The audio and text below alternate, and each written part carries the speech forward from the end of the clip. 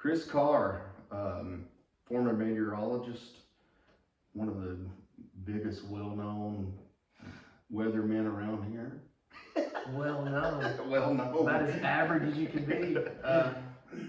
So thanks for having me. Yeah, they're right here in time for spring. That's what I was hoping I could get you here. I kept messaging you. I was hearing from you like every 4 days. And It can be hard to get hold of sometimes, especially Monday through Friday. But yeah, looking forward to it. I think it's gonna be a lot of fun. Oh man, yeah, it's gonna be awesome. Do you so talking about like just the springtime weather, you know, I mean it's always tornadoes, you might get snow the next day. And actually, you know, we always get through about Alabama. I got, you don't like the weather, just wait till tomorrow, you know? Yeah. Because last year I think it was, we had did we have like a flood almost? And then we had like tornado warnings and stuff that night, and then it snowed the next day. That's typically what happens. Yeah, there's big systems. You know, I remember, was it 2002, I think, in Tuscaloosa, they had to have 4 tornadoes. The next day they got 2 inches of snow. Yeah. That's pretty common, you know. Really? Yeah. Because that cold front's coming, right? Yeah, normally, kind of the closer you are to the low pressure, which is kind of what creates most of the weather we experience, you know, the more likelihood, especially if you're in the warm part of the system, to get tornadoes. And then as that low passes through, you kind of get the upper level stuff that comes in, and that's where you kind of get your cold precipitation, your snow changeover and things like that. It's crazy. So pretty wild, yeah. Yeah, it is. That's one of the reasons why I kind of got interested in weather, just because of the variation. I remember 1998, I want to say like a 10th grader. Not 10th grade, somewhere around there. You'd have been 01, Not so. 10th. I'd always kind of watched James Spann, was fascinating, but I remember there was this big F5 tornado that went through Birmingham and just leveled the place.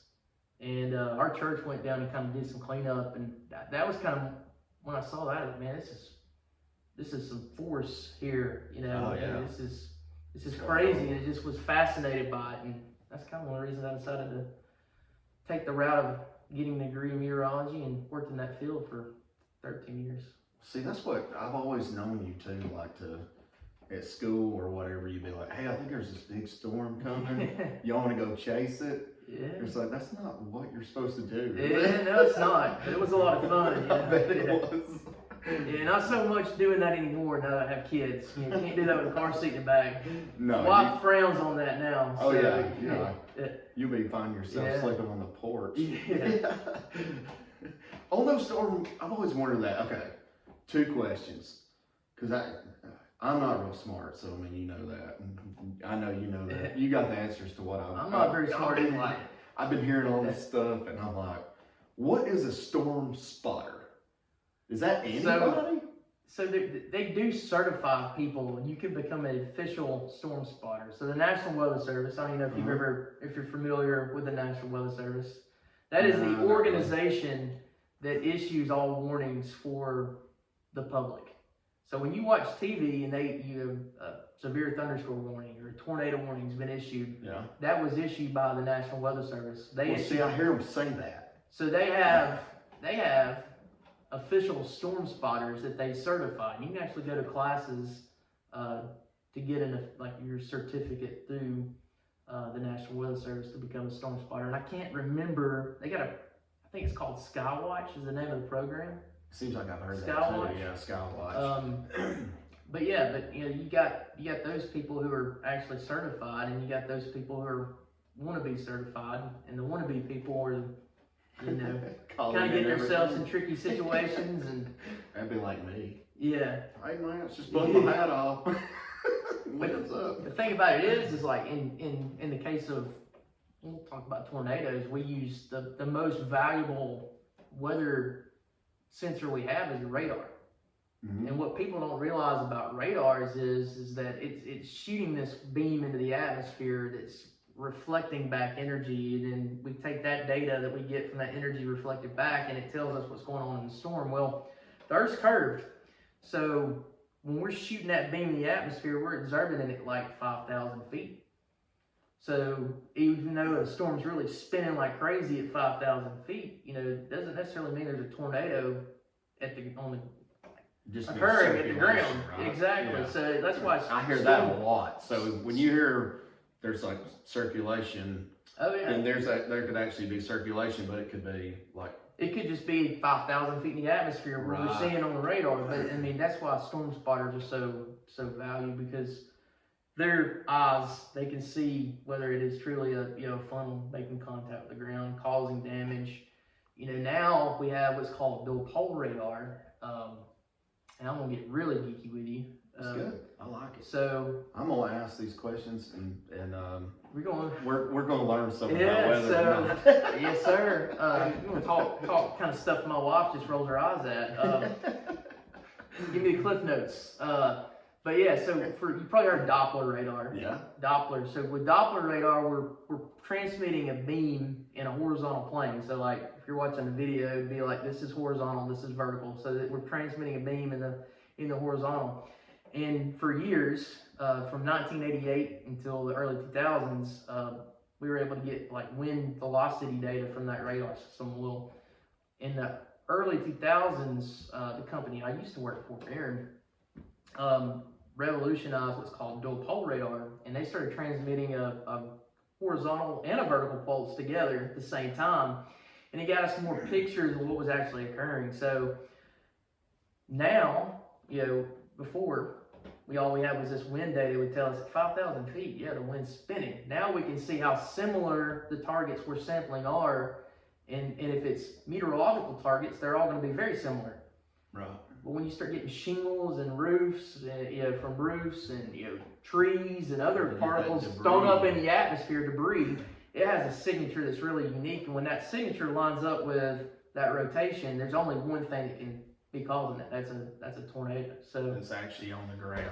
So storm spotters are still extremely important, but they're not the only way we have concrete proof that there is a tornado occurring. So that debris. So whenever they say like, oh, we're picking up debris with this. Mm-hmm. You hear that all the time where it's like, there's debris signature or whatever.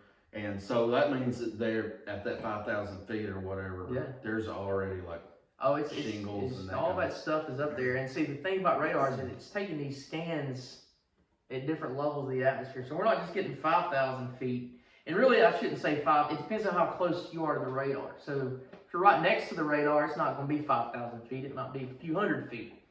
As you move further away, it's going to get higher up in the atmosphere. So here in Coleman, we're kind of at a little bit of a disadvantage in that we're kind of between two radars. So we do get we do get kind of the samplings we get of storms come from pretty high up, say like 5,000 feet. See, and that's what like Coleman being dead in the center. A lot of times you don't know which one to watch. Yeah. Like it's like, am I gonna watch James Spann, or am I gonna watch Jason Simpson? Am I gonna watch like you just don't, because I feel like we're kind of just in that little spot where we could get not missed, but it's like, okay, well maybe Birmingham's got that, or maybe Huntsville, or is it even like that? I think so. A lot of times when these guys are on, and I'm gonna tell you right now, they don't have an easy job. TV meteorologists have a very, difficult job. Now, some of them are prima donnas because I used to work with them. I'm not going to lie to you. Some of the most egotistical people I've ever met were TV meteorologists. Really? Yes. Yes. I could tell you some stories about one particular in Georgia that I won't name any names, but just probably one of the most egotistical people I've ever not had the pleasure of working with, but they have a hard job, and like when you're getting in a weather event like that where you got like, we'll say 4 or 5 storms all at once, it's like, well, where do I focus my attention to?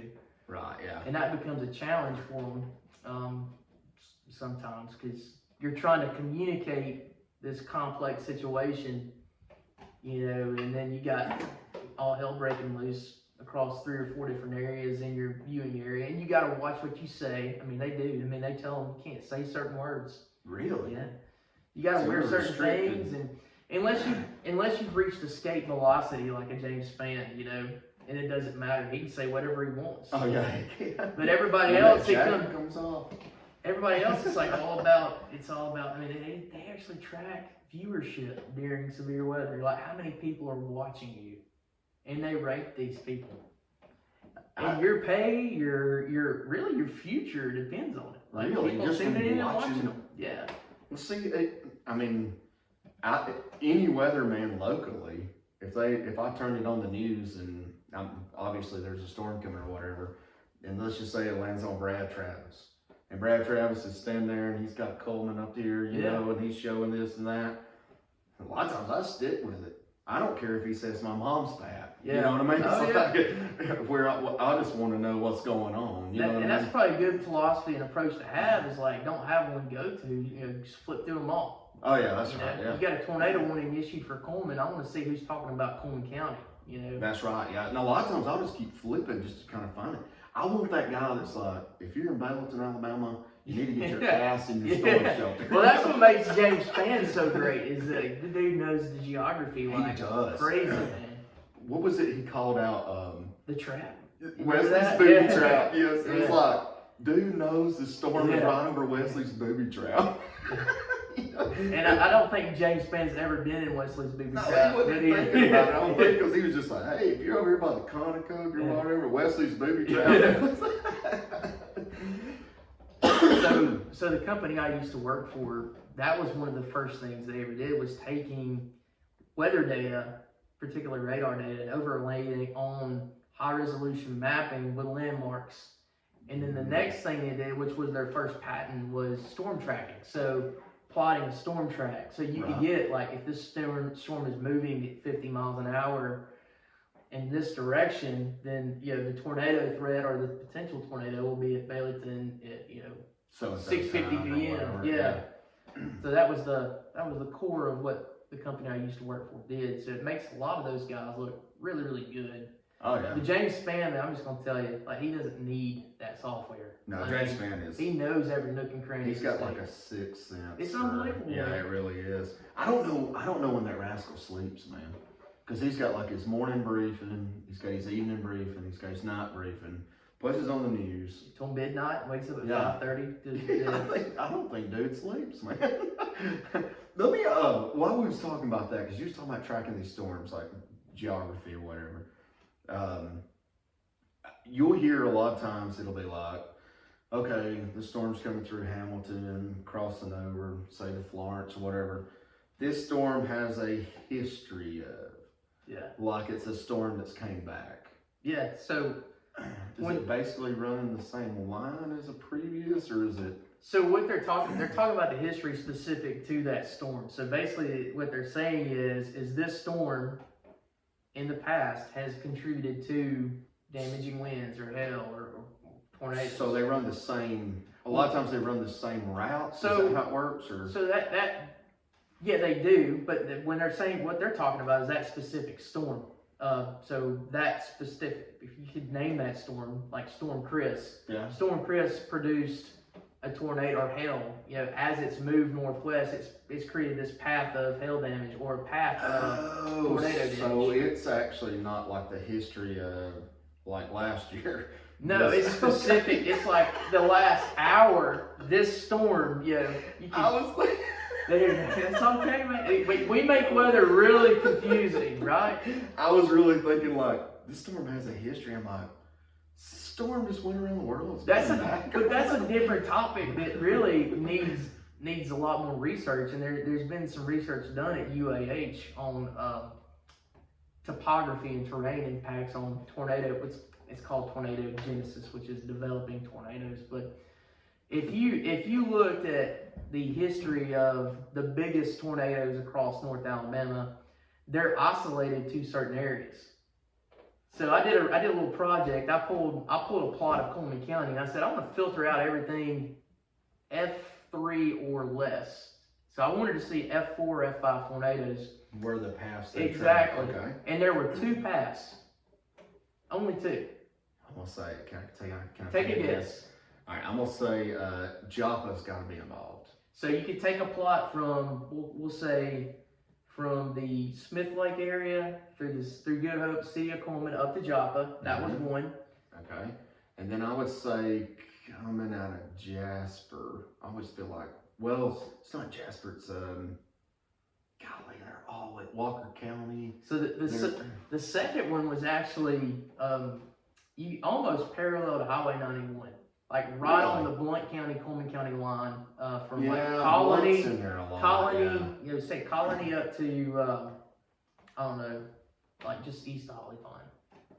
Not Holly Pond. I mean, Holly Pond has never been hit by an F4 tornado, but just to the east of there, there have been 2 of them.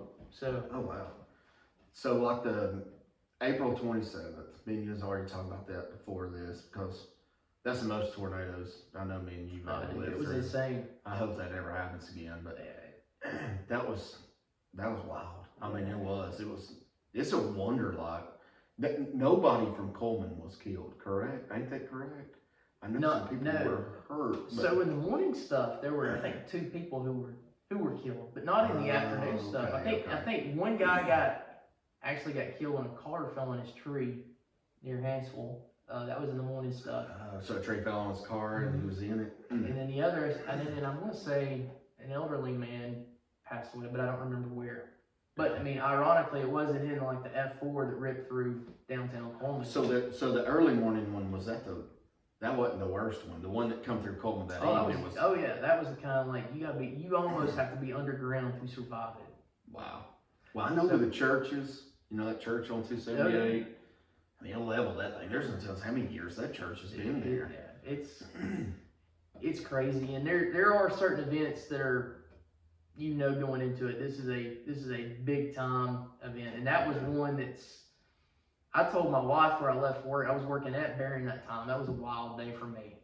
I told her, well, the day before that, I said, you need to be somewhere, not in a basement, underground. And she actually left our house and went. She had some family that lived in Eva, and they had a basement that was completely underground. Yeah. And that's where we kind of hung out, or where she hung out. And then after I got off work, which was an adventure, coming home through that. Oh, I bet. Yeah, no power, no.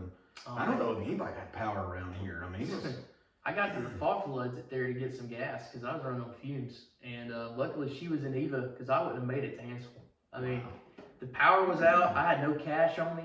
Yeah, I had my debit card. I tried to use it. They're like, it ain't working. We ain't got power. It was pretty wild. But yeah, that was. Okay, so we were warned with a cold front coming, or was we? So the morning stuff was associated with a warm front passage. And the big storm that really just, man, it was bad. It was. It was really, really bad. It kind of moved through the colony and then went through Hansville and then north into to Holly Pond. That storm was actually riding the warm front as the warm front kind of progressed north. And here's a weather geek term for you, but it was actually what's called a mesoconvective vortex, which is a large spinning. Not to be confused with a supercell, which is a spinning thunderstorm, but this is like a complex of spinning storms that organize into like a small scale hurricane, essentially is what it is. And so you had this spinning storm, and then kind of on these bands, you had these little tornadoes that were spinning up. So you almost had like hurricane damage in a plot from Colony to Holly Pond with isolated tornadoes that were spin up. There was like, how many of those that morning? There was a bunch. Embedded in that storm, that little storm, I think there was a research project done by UAH, and they studied that storm. And when it got up to Guntersville, I think they determined there were 13 tornadoes embedded in that one storm. So that's spin-ups, small ones like F1s, you know. It's knock down trees and stuff. Exactly. Like you're just talking about, yeah. But not like level a house not like the afternoon stuff. That's what that afternoon one. That's what I was telling you. I kid you not, I was living up, a lot of people don't know where this is, but Rough Edge, Alabama, which is between Holly Pond and Bluntsville, and we could actually see it. That's 20 miles, 20 miles, you know, and you could actually, it looked like it was maybe like a ½ inch tall. From that, you knew it was huge, but you didn't have anything phone-wise you could look at or anything, because every line we had was down, and I threw the towel in over there, and we were trying to get fences back up and all that. I was like, no, I'm going in. No, I'm not even gonna mess with this no more.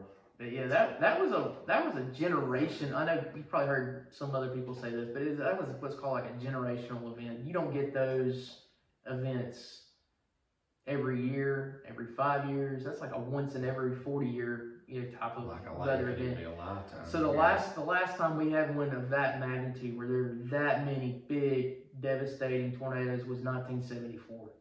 Really? So think about that, from 74 to 2011. 27 years. Yeah. Right? Yeah. But that wasn't in our area though, right? 74. I think there was. I think there's actually one in Joplin and Bailey's, maybe. Yeah, because Joppa got hit like twice. Didn't they get hit like twice in a year or something? I feel like it was. I feel like they. So they got hit really bad in the 90s. I mean, that may be really what I'm thinking bad. about. Yeah. Yeah, and I don't remember if that was an F3 or an F4, but that was a devastating tornado, and I'm pretty sure I haven't looked at the date on that, but that might have been like a warm front type of Warm time.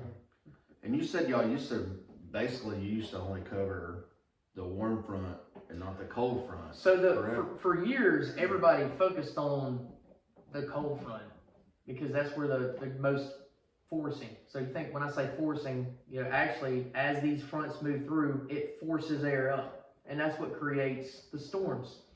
So normally your greatest forcing is associated with the warm front, but what they've found is with warm frontal passages, you get a lot of wind shear, and you have just enough of that vertical motion that you can get tornadoes. So in years past, the warm fronts would kind of sneak up on people because they wouldn't really talk about these two windows of severe weather.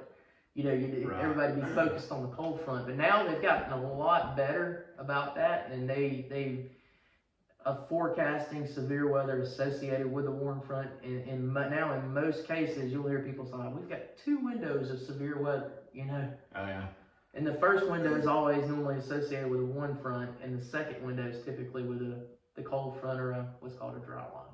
So if you have let's just say, we were talking about this the other day before that windstorm came up. It was like, it was breezy all day, Yeah. This was just last Friday, and it was breezy all day, which of course they were telling you, this is going to be some high winds, 60 mile an hour possibly, all this kind of, and the sun came out. The sun was out for a pretty I got good extremely while. worried about that, to be honest. I know, I did too. It was like, so that does make it worse. Like if the sun comes out. So you think about this, like heat rises, right? Mm-hmm. So the hotter it gets, the more rising motion you have in the atmosphere. And what occurs is, as these storm systems develop, you got a low pressure system at the surface, and then you got kind of like a low pressure system aloft. Well, a lot of times the low pressure system aloft will move out kind of ahead of the one at the surface, and the low pressure system aloft's got extremely cold air. So as the best or worst case, I shouldn't say best scenario, the worst case scenario is when that cold air moves out ahead of the cold front, and it's over the top of this warm air at the surface. It accelerates that vertical motion, is what it does. So The air rises faster. So it makes them more aggressive. So the sun coming out as that cold air moves in and aloft really accelerates that vertical motion, and that's what causes the bad ones. Yeah, it's when the sun's out. The big daddies normally come out when you get sunshine. I feel like on April 27th, after those morning storms, I feel like it did. Like it got it sunny. Absolutely did. And it's like a pretty day for a little while, and then you're like, oh shit. Oh yeah. Here it it's comes. back. Yeah. And it kind of, unfortunately, those of us who were kind of watching this kind of knew all along that was going to be the case. I think some people may have let their guard down a little bit, thinking it's a nice day outside, but yeah. But I'll just never forget that day, just thinking this is gonna be bad. Like on a scale that I've never seen, never in a million years I think it's gonna be as bad as it was, like the number of big tornadoes. But yeah, it was bad. And then I'll tell you this story. I was actually at work, and we were kind of just in our operations center watching the storms develop. And I remember seeing the one storm that hit Coleman develop in Walker County. And it's when you're a meteorologist, when you're in school, when you're trained not just to look at radar, because by the time you see it on radar, a lot of times it's too late. Yeah. And then that day, it sure enough was, because by the time the storms were going up, they were starting to spin. So I was like, this is going to be bad. And I just had this sinking pit, man, in my stomach because I knew where it was kind of going. And my first initial thought was, I told my wife to get underground and send her to Eva, and it's going to head straight to Eva because it was like heading on that track. Oh, man. And I was just like, ah. Oh. And then I saw in our operations center, you know, we kind of watched the guys that use the software we built. Y'all designed like your team and stuff. Y'all designed a lot of stuff. Data, weather data, where they take raw weather data and turn it into products that these guys would use to track storms and things of that nature. But I remember in the operations center watching the map and then watching the TV, and then I remember seeing, you know, span broke on when they issued the tornado warning for Coleman County, and then I saw the webcams that they have, you know, about. And I was like, golly, man. Yeah, see how big that. Like, I was like, this thing's gonna be bad. And it's just, I'll never forget that. That's something I'll just, for the rest of my life, I'll remember that moment thinking, like, I knew this was gonna happen. There's absolutely nothing I can do about it. And at that time, I thought people were gonna die. I'm gonna be honest. I was like, there's gonna be people who are gonna be dead in Coleman. It's just so strong, yeah.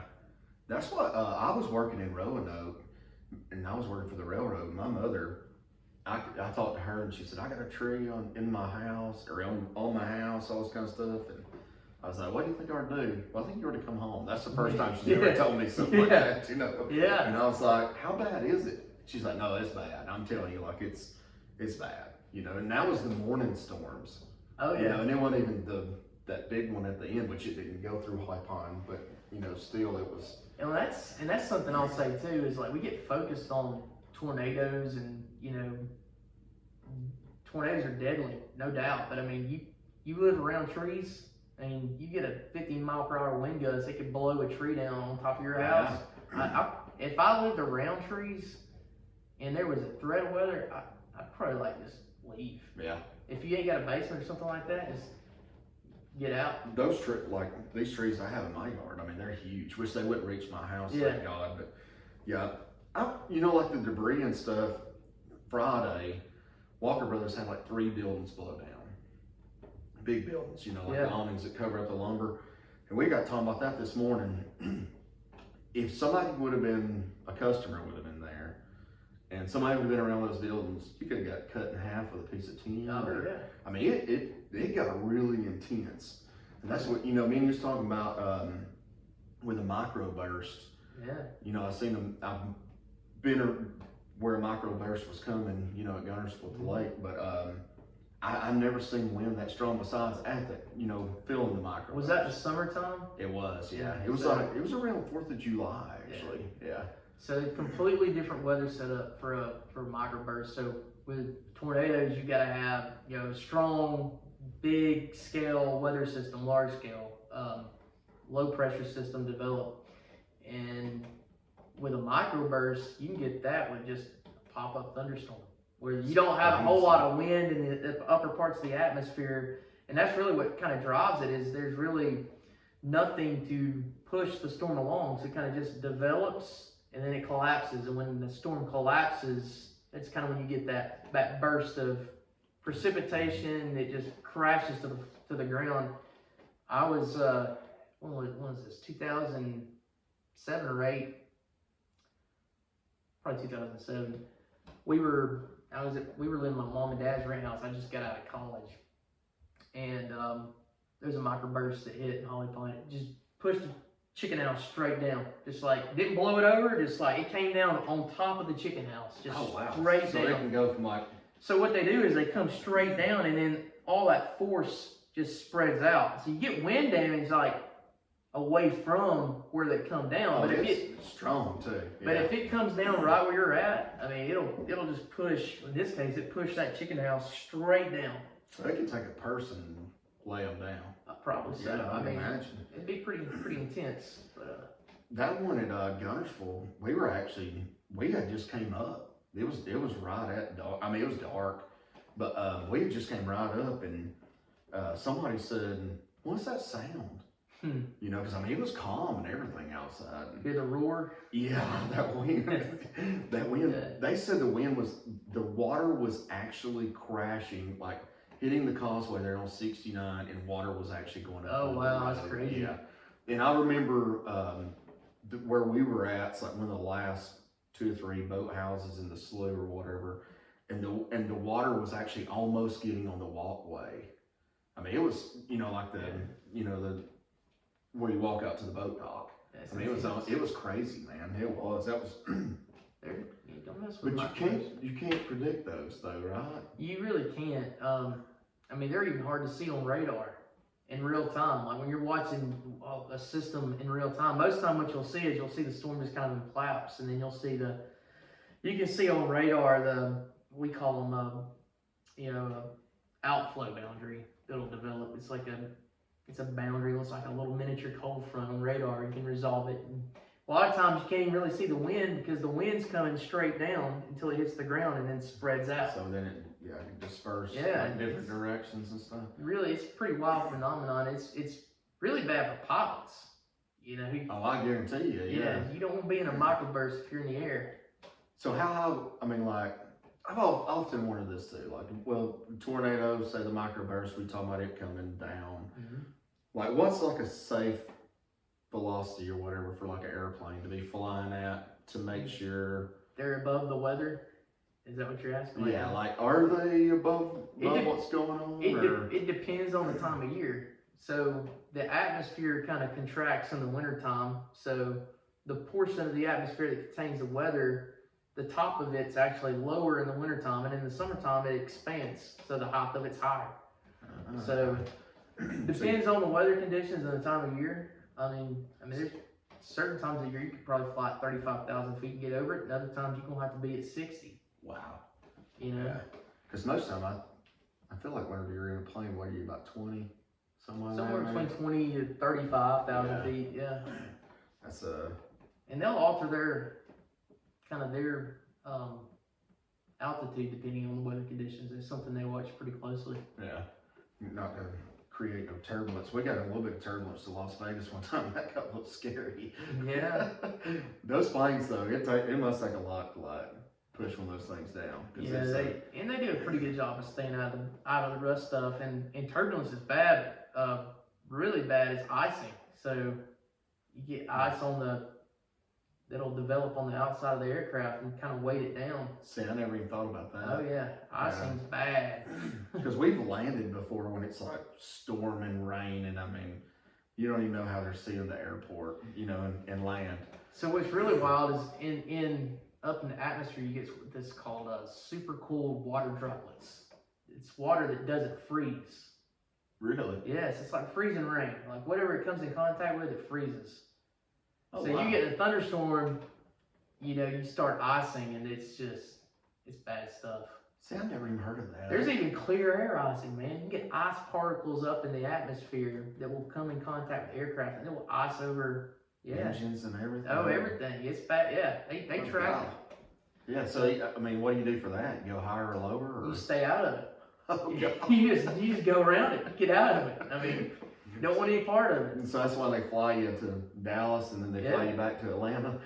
Yeah. From Birmingham. I was when I was in business development at Barron, I can't remember where I was at. We flew. I don't remember where I was coming back from, but I remember we went to Atlanta, and I saw this line moving through, and the way it was playing out, I was like, man, there's gonna be a lot of wind on the backside of this thing, like a lot of wind. Yeah. And that's what kind of sucks about being a meteorologist too, is like, things like that. And so we got we got to Birmingham, he starts descending. And then I noticed we go back up, and then we end up landing in Huntsville. Oh God, really? Yeah. It was another weather phenomenon called a gravity wave had developed and had created just a ton of wind on the backside of this precip shield. And I think the winds were gusting at like 50 miles an hour. And he couldn't even land the plane. Golly. But weather's pretty wild. There's a lot of things that just happen outside of tornadoes and hail and kind of stuff aviation. It's just pretty wild. Yeah, if I knew as much as you like about weather stuff, I probably would never get up a plane. I'd be like, no. I had one of my buddies I used to work with. He's terrified of flying because of that. He's a meteorologist. Really? Oh yeah. See, I can see that. Though. He's terrified. I mean, if you were somebody investigating like car wrecks and stuff, you probably wouldn't want to go racing. You know what I mean? Like, I don't know. It wasn't too. I sold into, or I worked in the aviation space for a long time when I was at Barron, and we had a product called, I don't know if I can say it. We had a product. We worked with a satellite company to sell. That's XMWX satellite weather is what it was. And we worked with a lot of companies to get that weather data in the cockpit. And one of my jobs was when we release a new product is I have to go do test flights. We can't do test flights with weather unless there's actually weather to track it, you know? So you got to go up? Oh yeah, we go up when there's a chance of thunderstorms. And I remember one day, this pilot was up there, he goes, yeah, I skirt underneath these things. I was like, you ever heard of a microburst, buddy? Yeah, I was like, I don't want you skirting underneath these things. But yeah, it's pretty wild. But yeah, if you got insight like that, you know, some people do get a little nervous. Oh, I'm sure, yeah. I mean, I know I would be. Yeah, the guy I worked with, he was terrified, man. Like, he was tracking turbulence and icing, and he was just panicking about it. He just, every time, I'll never forget, he'd be freaking out. Talking about icing and stuff, this has always been one thing that blew my mind, too. I have so much stuff to ask. I'm like, hailing. How does it hail in the summertime? Okay. What is that? What is hail? Okay. Yes, I want to know. I mean, I can Google it, but I'd rather hear it like Southern terms. And feel free to Google anything we talk about tonight. So what hail is so you think about a thunderstorm, you've got this, you know, it all starts from vertical motion, air rising, it condensates, creates clouds eventually turn into rain. Well, that rain falls. At the same time, within this storm, you got that vertical motion of air being pushed up because of, you know, the warm air at the surface. Right. Well, if that vertical motion is strong enough, the precipitation won't even make it to the ground. It'll get pushed back up. So what happens, you get raindrops that freeze, they fall, they melt, they get pushed back up, then they come in contact with ice crystals, gets heavy, falls, get just this circulating pattern. Circulation. And you can even cut into a hailstone and you can see the layers of the ice a lot of times. They do look like a marble almost, you know, like a clear marble or something. And a lot of times it's got like a wide in there, you know. Yeah. So eventually that stone gets heavy enough, it can overcome the updraft and it'll fall to the ground. And so when you see hail, it's getting, something's going on. Oh yeah. Even if it's small hail, I guess you still got that circulation and stuff in there. Definitely certain weather events, you know, this is going to be more of a hail maker than anything else. You can kind of see. But the biggest indicator is when I say a lot of dry air aloft, like in the like the mid and upper portions of the atmosphere. And I know there's going to be enough forcing to create vertical motion and get a storm developed. For me, that's for anybody who knows how to look at that kind of stuff, that's what I look at. But I mean, it's I think back, was it 2014, 15 when that one came through Coleman? Oh yeah, tore up all the vehicles. Set the record for the largest hailstone in the state of Alabama. Yeah, went through that guy's roof in Welton. Yes, I remember that. Yeah, it was going through. That was scary, man. So if you'd been outside, that could have like killed you. So that was when I was tracking that storm, and I remember at first I was worried because it was showing signs it was rotating, and then it became evident that this ain't gonna be a tornado. This is not gonna be a tornadic storm. And then you started seeing like on radar just some anomalies in the data, just like this is massive hail. I remember watching those car lot videos. Oh, you know, bouncing off, busting the windshields. Yeah, busting windshields, and it was. There's a lot of people still riding around with those vehicles that's got all those dents in it because they sold them, for so cheap. And I would have bought one actually. Yeah, me too, bro. I'm all about the motor. You know what I mean? I just want to get from A to B. Right now, especially, man, with the shortage of vehicles. Oh, I know, yeah. Which trucks and stuff, they went down. I reckon they're coming down. They're starting to. There one time, man, it was hot. You could if you can get a hold of a new truck, you could have took it somewhere and made some money on Oh, it. yeah. I mean, I know people who did. I mean, they bought them for one price and sold them 2 years later for what they bought it for or more. There was. Yeah, it's crazy, man. It's like, hey, I had that truck for 2 years and I sold it and made $3,000. You know, I mean, it was, yeah. The last 3 years have been wild, man. For anybody in business or supply chain, it's been nuts. This COVID. That's another topic for another day, I guess. Yeah, the COVID stuff, man. It is. It's crazy on the. I don't know what impacts weather has on COVID, so we can't even go there. No, we can't. I hear it can be passed to mammals though. If I talk about COVID, it's kind of funny. If I talk about COVID on the podcast, I don't know who from Spotify or wherever these places they listen, it will actually throw a thing up on top of our thing, and it'll have COVID-19 like facts, tips, safety features, you know, what you need to be doing. So like on this podcast, every one of them I've ever done, it had, if we even mentioned COVID, it would have on there. So I mean, it's the fact checkers are out. I guess, yeah. You know, we'll stay away from like opinionation on that topic, man. Yeah, I won't get you in trouble, man. No, I promise you, ain't gonna give me a podcast. Your podcast is all by the First Amendment, man. You can say whatever you want. That's what's beautiful, man. Yeah, I mean, you can say you don't like your neighbor. You can, you know, whatever you want to do. That's what with the podcast, I love it.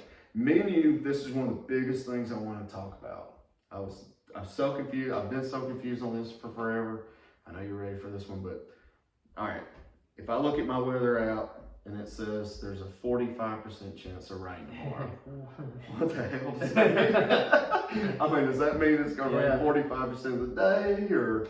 Yeah, so it depends on, I guess, what you're looking at. Are you looking at it on TV, or you're looking at it on your app? A lot of times I look on my app, and a lot of times like the green will be over me, but it won't be raining. Okay. You know, and I could even be covered in green and I won't be raining. Well, that's because, remember we talked about that radar's 5,000 feet above the ground? Right. So it's seeing rain, but it's evaporating before it's making it to the ground. Okay. That's called Virgo. Virgo. I'm learning. You're learning, man. It's an educational podcast. James may be calling me. I might can tell a joke or something. I'm in the mood. It's like, hey, a tornado's coming. He's going to tell a joke. Jacob Gibbs with the weather. Jacob's going to break out the suspenders. I'm live here in Belton, Alabama. So on the third, like if you got 45%, that's saying basically there's a 45% chance that you'll see rain? Okay. To answer that question, I have to explain how they forecast it. I love it. If that makes sense. Yeah, we got it all night. All right, so. But you probably don't, because you're busier. Yeah. So many years ago, we still use forecast models, and models are getting more sophisticated and they're better than they ever have been. But many years ago, they used lower resolution models, like on the magnitude, we'll say like 35 kilometers. So a kilometer, think of it in like miles. I don't know what the conversion is. We'll say 40 miles. Okay, 40 so miles. this model would predict weather in this 40-mile blob, but it would all be the same conditions in that blob is what it would be predicting, because it can't observe all the differences in weather in that area. All it knows is that in this blob, I'm gonna forecast the weather in this box. Right. Now we're able to do it down to like 3 kilometers, working our way down to 1. So we're much more precise than we used to be. So back in the early years, even the like 90s, when you'd see 40% chance of rain, normally it was like 40% chance over this large area, because the area the models they were using were really low resolution. Right.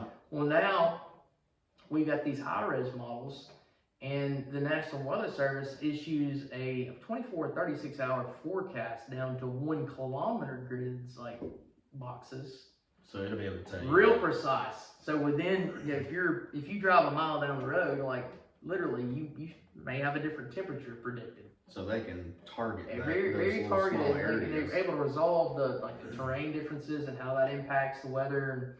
But the Weather Service issues these forecasts in those 1 kilometer resolution grids in what's called the National Forecast Database that is used by meteorologists on TV or on your apps. If you're watching on TV and you see 40% chance of rain, they're probably talking about for like the metro area they're forecasting for. So if you're watching for Birmingham, it's probably 40% chance of rain for Birmingham, meaning there is a 40% chance that there's going to be rain in Birmingham. You pull up your app, your mobile app, you're pulling from that high resolution data, so it's more pertinent to your location. So the probabilities may be different than what you're seeing on TV. So I don't know if you've ever noticed that. But well, I know I've talked with you about it, and I've heard James Spann say about, like, you don't want, like, if we have tornado warnings, you don't want to be watching the National Weather Service. Like, you don't want to be watching the Weather Channel. Yeah. You know, where they're covering the whole country. Yeah. It's better to be in because y'all pay attention more to just your area, basically, right? Yeah, so, but what these apps pull from that high resolution database based off of your location, where the weather's, like the TV guy is issuing a forecast. What he should do is say, he should break open his like DMA and say, okay, there's a 50% chance in West Alabama and a 20% chance in East Alabama, if the probabilities are higher. Right, yeah. We're just in a different age now where you can get more precise like that, where in the olden days you can't. Right. You know, so that 7-day forecast you see on TV is more kind of based off of the old technology and the old ways. So 7 day, I mean, when do you really need to start being like, okay, this could be serious? Because, you know, a lot of times they'll blow up like snow and I say that because then I see people write comments on James Spann stuff about, hey, you moron, you know, you didn't know it didn't snow over here, it didn't snow nowhere. But it's like, I mean, you can't control the weather. You're so emotional about it. They do. It's like, sometimes I mean, you need that bad. Make snow in your backyard. You ain't lying about It's snow machine. Yeah, you go to YouTube and there's some videos. But like with James Spann and stuff, like a lot of times they see these models. Y'all see these models, and y'all see them like a week ahead or whatever, and then they go ahead and put them out there. Like, when do you actually really know? Is it within 24 hours or so, or do you never not know really? Every there's confidence level in any forecast. So some forecasts you're extremely confident in, and in some cases you may be confident in out 7 days. 7 days is kind of outside of that. It's a crapshoot. I can tell you if it's going to get cold, if the pattern's going to change, but getting outside of that, it's hard to say. I can't even tell if it's going to rain or not. But you know, 7 days, it seems like it's like. Even at 7, you're out there. But what I'm saying is, these models that we use, there's different, like they're European. There's different versions of these models. So in Europe, their weather service has a model called the European model, which is a great model. Here in the U.S., we've got a model called the GFS, which is it's getting better. We've been playing catch up to the Europeans. There's Canadians. There's even Japan has their own forecast model. And what's different are the equations and the assumptions that they use to forecast the weather. But what we look for when we're confident is when they're all lining up and we're seeing the same thing. If we see that, for every model show. So like if I'm looking out 7 days and every model showing that it's gonna, like, we're gonna have a huge cold spell, and it's gonna, and every one of the models has a surface low developing, then I know, well, there's a good probability that we could have some snow. Right. So that's why I said, like in the European model is the snow model, right? Ain't that? It's just a forecast model. So it's put out by any of it then. By the ECMWF. I don't even know what it stands for. The European Weather Forecast. Yeah, I see that. I hear that thrown up a lot, like when they're saying. It's a great model. I mean, those Europeans really know how to write a model. I was wondering on that. Like, that's one of the questions I had here. Do other countries have similar like weather to us? I mean, like, do you have tornadoes in Australia? Yeah. Do you? I kind of wondered, like, do they have snowstorm? You know what I'm saying? Like, So we, when I worked at Barron, we sold these radar systems all over the country, and one of the countries we sold the system to was, what was it? Romania. And the purpose of the system, what we sold them a radar system with like a flood model. So we were taking this radar data and we were like kind of feeding that raw weather data, real-time data, into like a terrain model to predict like where's there going to be flooding. Right. That was a big deal there. But what we started seeing is like they get super cells. They get like big storms like we So get they here. do. Okay. Oh yeah. So So like all over over that, like. Japan gets tornadoes. But so see, they get a lot of earthquakes and stuff, and we don't really. I don't want to live in Japan, man. No, Lord, no. I like fish, but you know. Yeah. Well, even the tsunamis. Yeah. We watched that tsunami movie. I've always just kind of thought, well, it's just water coming. Yeah. Oh, that'd be terrifying, man. Oh my God, Could you imagine that being there with your babies on the beach? And then that woman, you saw the movie. Yeah. Oh yeah. You know, I never even really thought about getting pushed through like the trees and all that kind of, you know what I'm talking about? Like she had that limb with her leg. Oh yeah. Yeah, it terrified my kids for a little while. Oh, I bet. Yeah, look, it was like, can that happen at our beach? You know, it's Yeah. like, but I guess it could, but chances are very low. I mean, almost. Could it not? I mean, not really that big of a threat. I don't think where we're at. You know, you can get a tsunami with a hurricane. It's called storm surge. It's the same thing. So we do have storm surge. Oh yeah. But I mean, it's a little bit slower of a process, but that water level comes up pretty fast, and most of the time people they're evacuating those areas anyway, getting people out of there. Unless you're a storm spotter. Yeah. I had another one of So mine. people do hang out? Oh yeah, I got another. I call him acquaintance. This is storm. He's well known storm spotter, and he was in Mexico Beach during Hurricane Michael, which is one of the only Category 5s that's ever made landfall in the U.S. It was devastating. If you went down to like Mexico Beach and drove kind of just due north up to Chipley, Florida, you still see the land is scarred. Anyway, he was in Mexico Beach when the storm surge came in, and dude, the speed at which it came in, I mean, it went from like his tires over his car in about 3.5 minutes. Really? He had to end up like, he just had to go climb on top of a house, and that's where he stayed for the whole event. And meanwhile, he's got this live stream, dude. People are watching it in real time, watching him. And the last thing you see is him shut the door, climb up to like some random house, and he gets on top of the roof. And then you see the water go over the roof, and then the car just like starts floating. Like, it's wild. See, Katrina, working down in Louisiana, I actually worked with the Corps of Engineers or whatever to raise the railroad tracks. They were basically trying to make a levee out of it to not flood New Orleans. They have the big, it's like a wall, man. I mean, it almost looks like something you'd see like if you was trying to get in another country or something, like this big, thick concrete wall. And they can actually close this door over the top of the railroad track. They put these sandbags and whatnot down. But when you was like around Mississippi, like Bay St. Louis, all the, don't quote unquote me on these cities. I'm just naming somebody. Yeah, I know what you're talking about though. Yeah. You know, they have it painted on the overpasses. Up underneath the overpass, you know, they have like a red line or whatever. And that was actually the water level when Katrina come through. You know what I mean? You could have actually been standing on top of that overpass that's 15, 20 feet in the air. And I mean, the water would have been right there, you know. And the bigger the storm surge. So that means it's how much the bigger in size the storm is. So the bigger the size storm, the bigger the wind field, and the larger the wind field, the more push it gives to push that water in. Yeah. So I guess a tsunami caused by the tsunami that happened over there was caused by an earthquake.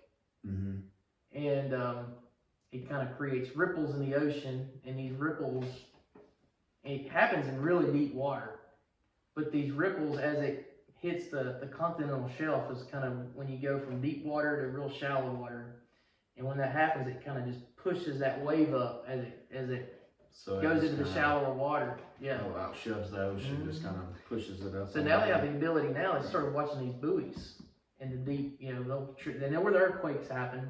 If they can see a sea level rise after the earthquake, you know, they can start kind of trying to predict tsunamis. They get a lot better with that. You have to be pretty quick though, right? I mean, like, you got time with a tsunami. Really? You got some time. Now, I'm not sure how much time. But you'd have enough time to try to get. It's not like the movie then. But the movie predates a lot of these advancements. So like they didn't really have the ability to sense them. They still don't have as many buoys out there as they need to be able to do it. But the distribution of buoys has gotten, it's much more than it was when that happened. So on the earthquake out in the middle of the ocean, that's something like a radar or something detects, because I mean, you know, nobody's like sitting out there. I mean, so they've got something that like. I gotta be honest, I don't even know how they detect those. Really? I kind of wondered that. You know, it's like I worked with a guy that when I worked at Barron, he was an engineer. Man, he was a whole lot smarter than me. Like one of those people that's like on a whole another level, like smart. You know? I don't know. Like, You're one of the smartest people I know. Yeah, but he couldn't even like talk to you. Like every word I said to him, he's like, it was like the dumbest thing he's ever heard. You know? I feel completely inferior to you. Is that what you want me to say? Okay. Anyway, he was really smart. He worked up in I think it was Alaska, and I can't remember the name of the radar project. Maybe DARPA or something. I don't remember the name of it. But anyway, they could somehow with radars, these big radars that they had, sense these earthquakes. Really? And I don't know how it works. I know how radar works with weather, but I don't know how it would sense. See, I feel like an earthquake would probably be like the scariest thing ever. Oh, I would, yeah. I mean, just imagine like the ground cracking or your house. I mean, every time I'd go to California when I used to have to travel, I'd be paranoid. Like, is this when the big one's happening? Yeah, here we go. They've been saying for years too that possibly California could fall off the map. Yeah, I don't know if I believe that or not. I don't either. They've been saying that for a long time. I ain't seen it yet. Yeah. You know what I mean? That's geology. Is the study of that kind of stuff. But I guess it could happen. Which, you know, it seems like in school we used to learn, maybe in science or whatever, about there was like actually some of those what do they call it, fault lines? Oh, yeah, it's plates in the, so the Earth is moving. Right. And you got these plates that are moving, and they're either like moving against each other or away from each other. Right. Anytime there's a quick sudden move, that's when you get the earthquake. But when you get these plates moving up together, you get these you get mountains that form. And when they're moving away, you get kind of, you know, that's where you get the big deep trenches in the ocean. Oh wow. Okay. See, that was another thing I've been curious about. You're full of knowledge, dude. I don't know about that.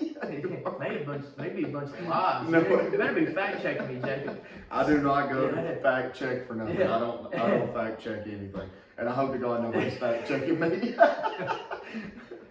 I've been waiting to tell you this story too. This is so funny. I think both these guys listen to this podcast, so they'll know exactly what I'm talking about. But when I worked on the railroad, these two guys, we traveled. And you had to stay in a hotel room, two of you, right? Well, this one, they were both just goofy, man, really. But one of them was a little, you know, smarter than the other one or whatever. And that's actually giving both of them like a lot of credit too. But they were watching like this tornado show on TV, right? And one of them little boys, he's leaned back and he said, "You know what?" He said, "So what you're telling me is we could turn the shower water on hot in there and close the door, and then we could turn the air conditioner on wide open." He said, "Let it just get to where the windows are frosting in here, you know?" And they're just both sitting and laying on their beds watching this TV, you know? So they tried. They're going to create their own supercell in this hotel. Oh, man. The clash of warm versus cold air. But I reckon all their clothes didn't have any wrinkles in it the next morning. They done steamed their place up so bad. That's awesome. But needless to say, there was no supercell made. But yeah, I'll never forget the one guy, he come out that morning, man. He was red-faced. He was still laughing. He said, "I couldn't even sleep." He made it rain, didn't he? Yeah. He said, "You will not believe what he thought we could do." He said, "I played along with it." He should have added a fan in the mix, and maybe it would kind of create that spin, you know? I was hoping they was going to tell me like it worked. You made it level the bed. Threw pillows against the wall. We've actually wrote a storm out, man. But yeah, that is a true story, I swear to God. And I really thought, my God, I thought I was dumb. Oh, man. Hey, man, it's an experiment, you know? Oh, yeah, you have to have an experiment. I would say that theory failed. Yes, it did. That's so funny, a lot of this stuff. Did I ask you about, okay, so if you have like a thunderstorm warning, would you go ahead and take cover? Because you know, fair you got hit. I'll 2 years ago. Yeah. I mean, I would say if you're in any warning, you should take cover. But thunderstorm Go into the basement. Depends on if I live around trees, yeah, I would. Yeah. Absolutely. If I didn't, I'd probably just go inside. You would? Just chill out. Yeah. I mean, well, I don't. I mean, I'm out there watching. Have you actually storm chased like for the weather? So when I was in college, we did. I mean, I remember a group of us. We'd always. I mean, I went to college down in Mobile, so there's not a whole lot of severe weather down there, but we get a couple of days down there, and we'd go chasing down there quite a bit. What else in those vehicles? Like the actual storm chaser vehicles? Are they heavy? I took my 1998 Chevrolet Blazer is what we went storm chasing in, and prayed to God it didn't get beat by hell, because then that'd been a story to tell mom and dad. But you know, we took that, and we had some weather software we used back then. It was honestly, that was before cell phones, so the data we had was somewhat limited. We had to just pretty much just like visually watch it, knowing like we would, before we leave, we first of all we'd want to watch the storm develop, and then we kind of know the state of the atmosphere and kind of which way it's gonna be tracking. And see, if you're chasing a storm, you want to be to the southeast of it, because in the case of a supercell, which is a rotating thunderstorm, that's where the big tornadoes come in. If you're to the southeast looking to your northwest, you're looking really through normally the rain-free base, and that's kind of where you get the good visual of a tornado, which most of the time here going away from you. Typically it's going away from you. Yeah. I mean, but they can kind of take a sudden change. I mean, there's been some storm spotters that's died. I mean, Oklahoma and Reno, there were some well-known ones that were on the interstate tracking one, and instead of taking that kind of that northeast track, it beeline straight east and went right over them and just took them out. But so those vehicles, like, they're not heavy, or I got one of my good friends. He's in his name is Jeff Petrowski. Jeff, you listening?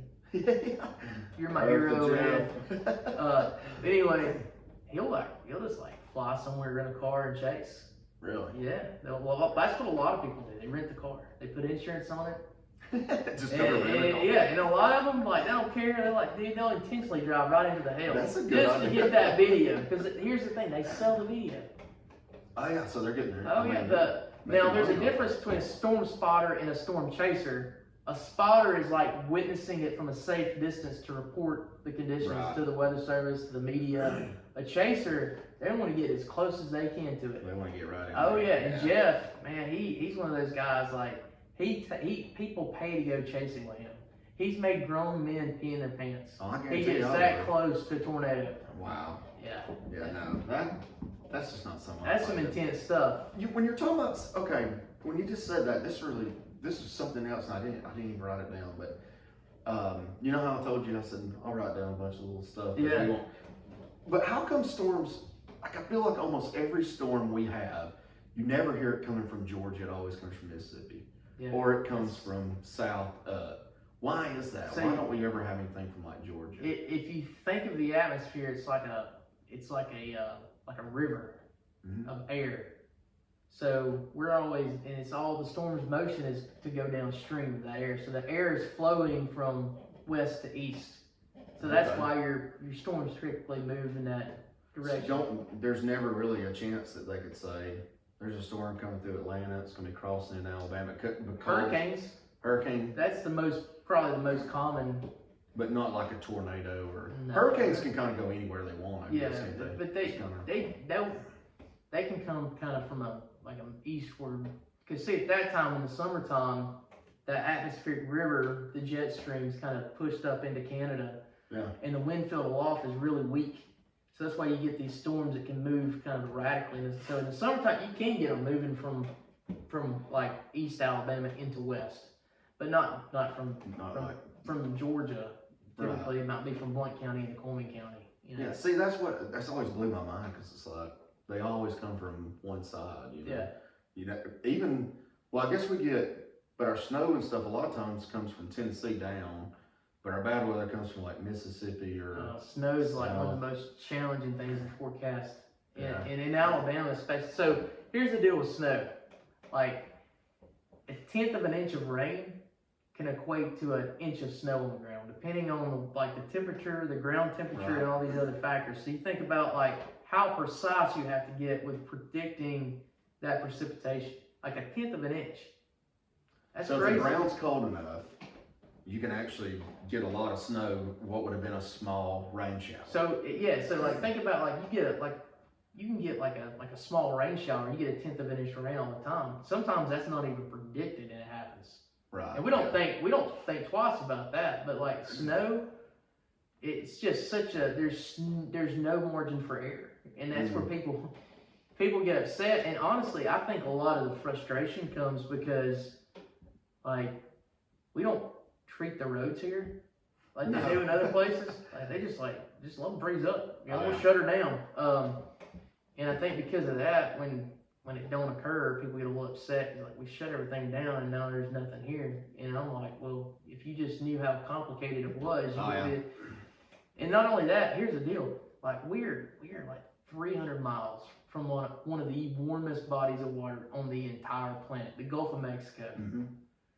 So we don't get, and we live in what's called a subtropical climate. So we don't live in an area where it stays cold. So you've got to get, like, cold air has to move in. And typically it needs to be here before the precipitation moves in.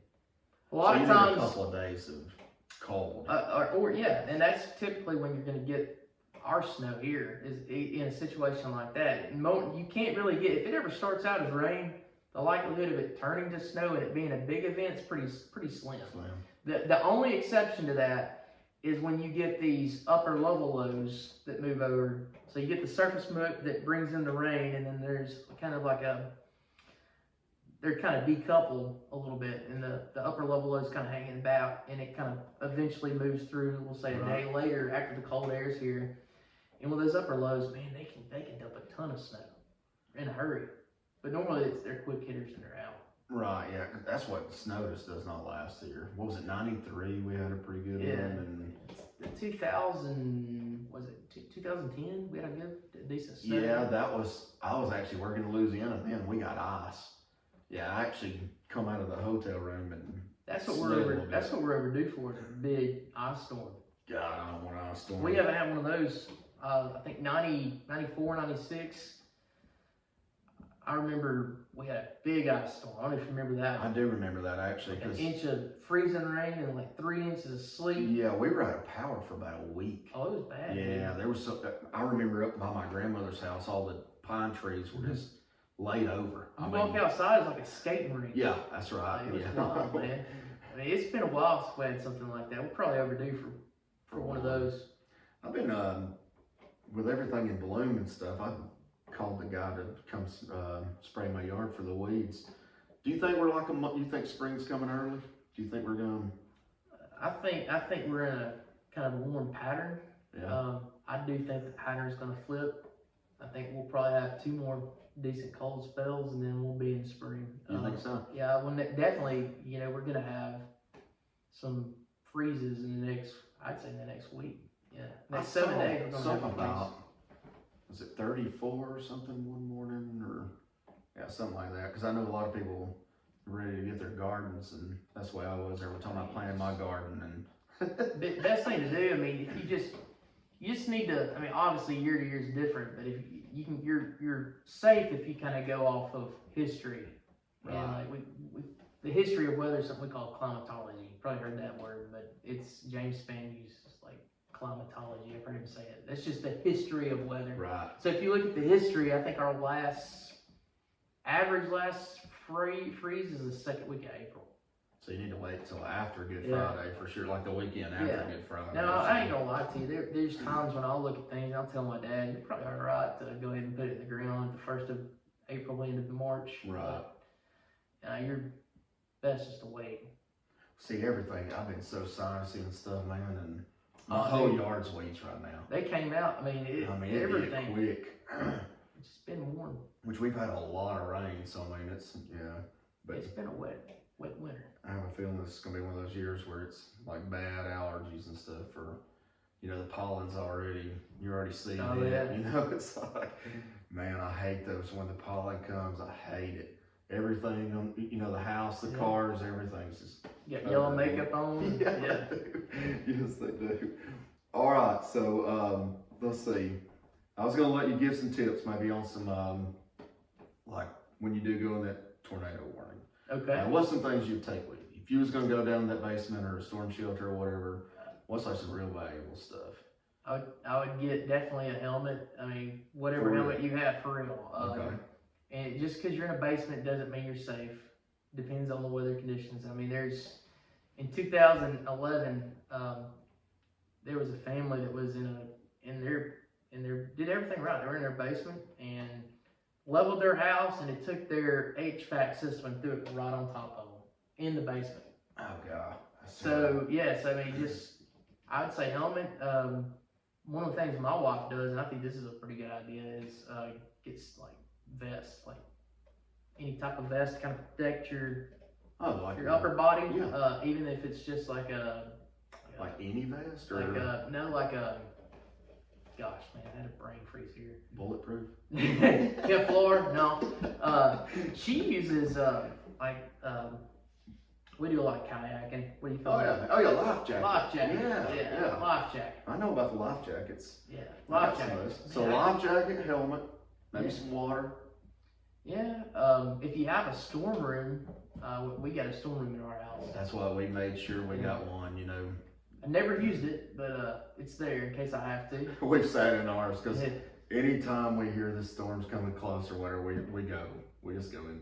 And I think it's kind of fun, just the family. Oh yeah, You know what I mean? it's kind of dark in there. Yeah, I ended up putting some lights, like some battery lights in there, just, because my kids, as soon as that power goes out, they're climbing up you. I'm talking about, they're terrified. Oh yeah, it sucks.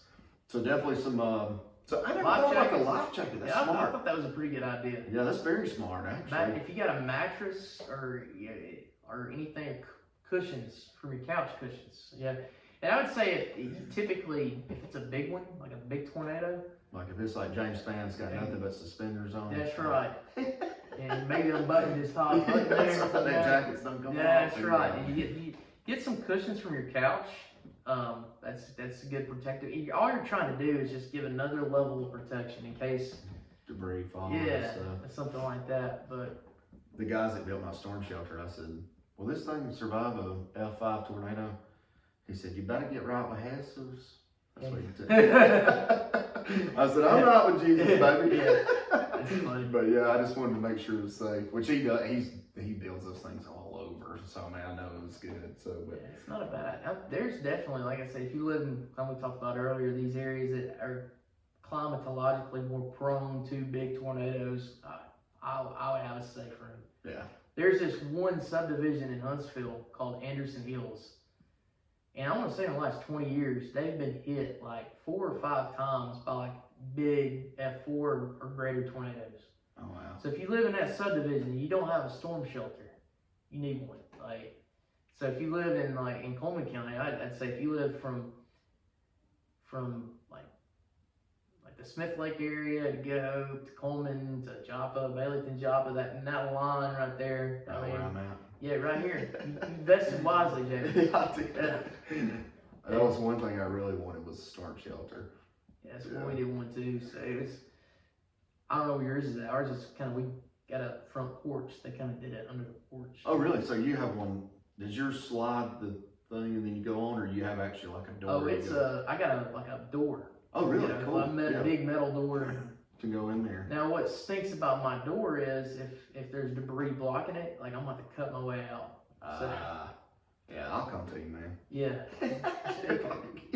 You owe me one, man. I was on your podcast, dude. I had worked all day. I'd been up since 3 o'clock in the morning. Yeah. Man, I appreciate you coming on, brother. I really do. But I think we pretty much will end this thing. You'll be like, oh man, I forgot to talk about this, But I'm gonna keep having people like reoccurring coming on and stuff. So you've been a lot of fun. You've answered every one of my questions. I think Yeah, pretty much. I think so. Oh yeah, I wrote this one down. I don't know what I was thinking here, but if like a tornado was coming, you was in a boat, could you just get underneath the water while it goes by? No. Would it suck you up? I don't think you. Well, it depends on how big you can get, but yeah, I mean, it would definitely suck you out of the water. Yeah, that was just for fun anyway. So. It's a good thought. Yeah, it is.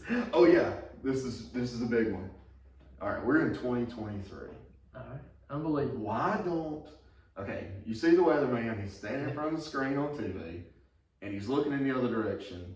Why can't they just put that behind him, where he can look straight at it? They're doing it some more now. Like you'll see them in front of big screen TVs, and they'll be able to interact with the big screen. I know it looks like they have. So they're actually dragging it now.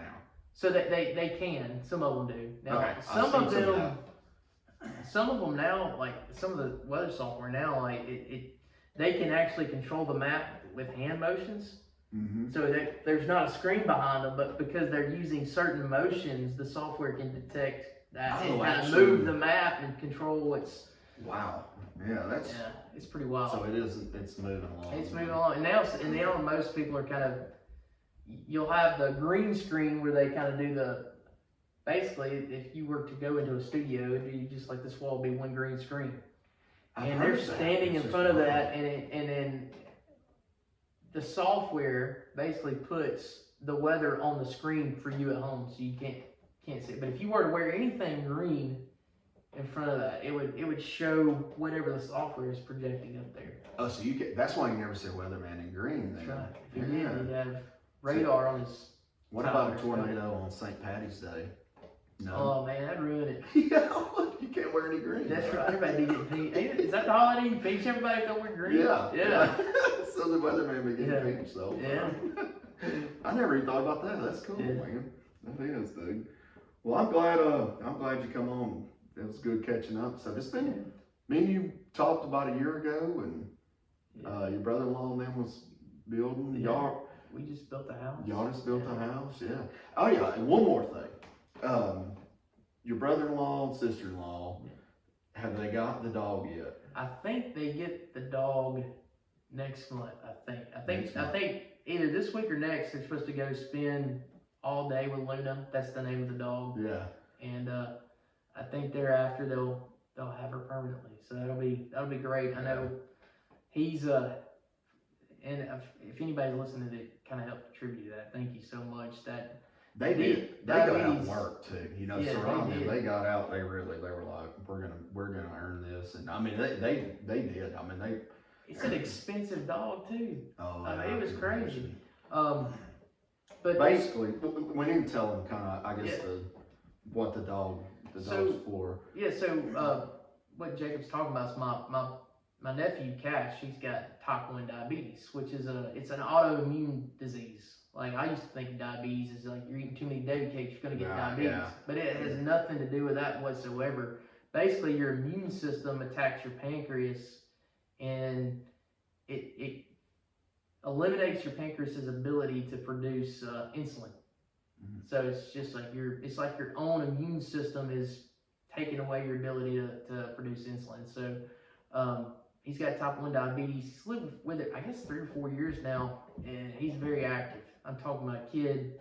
He loves to be outside all the time.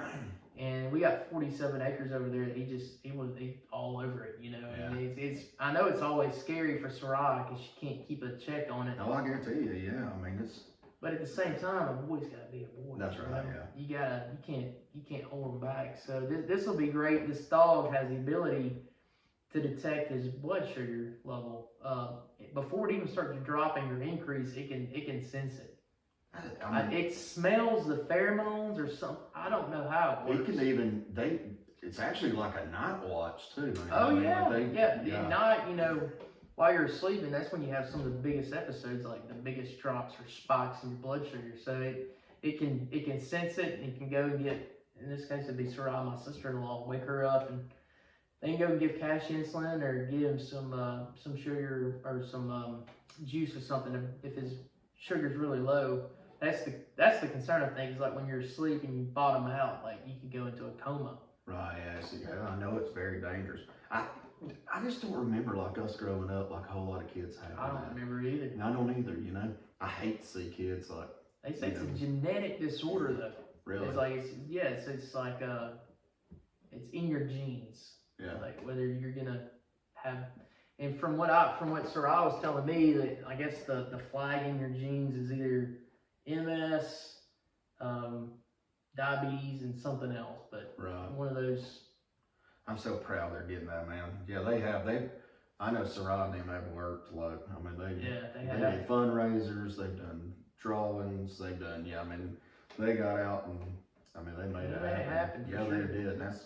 I mean, it's good. I know a lot of people, you know, donated or whatnot, but I mean, they gave it everything. I mean, they did. You know, that's what. I'm just looking forward for them to get it. For Cash, like I said, just to have him and them not to have to worry. Like right now, like he got a pump recently, so that's helped a little bit. But still, he has these spikes and these drops, and it's hard. And yeah, he likes to be out and about. You know, he's a little boy. Oh, yeah, he needs to get to run. And hey, there's nothing better for a kid than a dog, too. Oh man, know? That's right. I mean, they'll be dog and outside. You know, yeah, we don't have enough outside anymore. No, we don't. Everybody's behind a cell phone or a tablet or. Yeah, it's not like mine in your days where your mom kicked you out of the house and your dad and they were like, hey, don't come back in this house. Well, I'm thirsty. There's a water hose out there. There's a full moon. I just didn't come in at all. You know?